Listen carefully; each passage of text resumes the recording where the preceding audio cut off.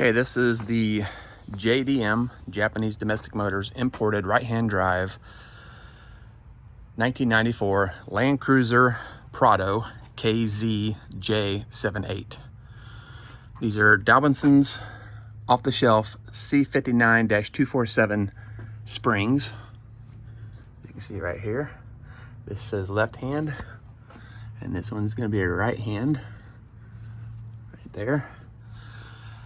As they sit with the suspension at full droop on the lift, the left spring from the top of the spring to the bottom of the pigtail, which is where it terminates here in this stop on the rubber bushing and the cup, is about 17 inches. This one is just under 17 inches.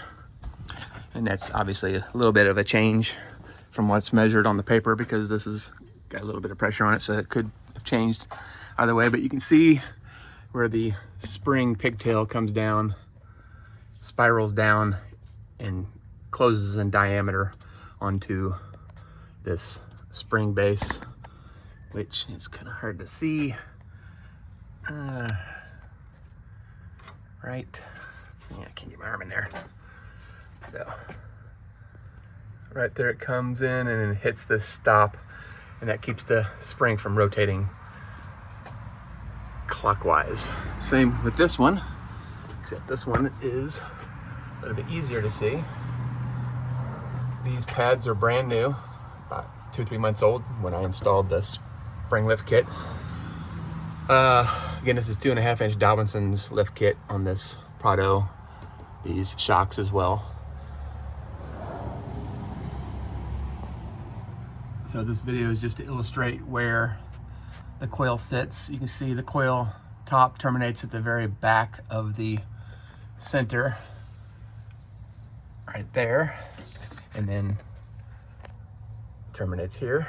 Same with this one at the very back. I would say the 6 o'clock position if the front of the vehicle was 12 o'clock. And then this one terminates just like the other one at the 9 o'clock position. But you can see that they are out.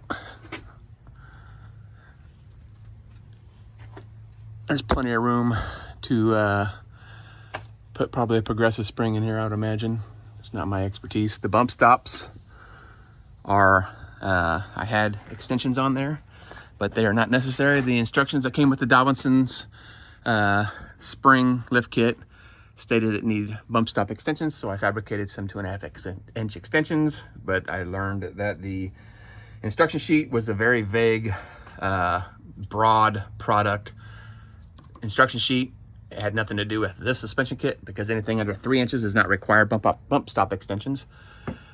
So my bump stops were hitting prematurely because I had 2.5 inches on there, which caused extra stress loads with my rear locker and stretched my studs. So I had to replace the studs on the trail. So what I need is new springs, exactly like this. I am sending these in, and it has all the measurements, and it's gonna be probably about a 500-pound increase on the constant load. I know that these springs are supposed to be around 210 pounds of constant load extra in addition to just a factory vehicle. And as you can see, I have a full complement of bar work, awning, roof rack, gear in the back, etc., full tank of fuel, plus 2 people and 2 dogs. So let me know if you need any more information.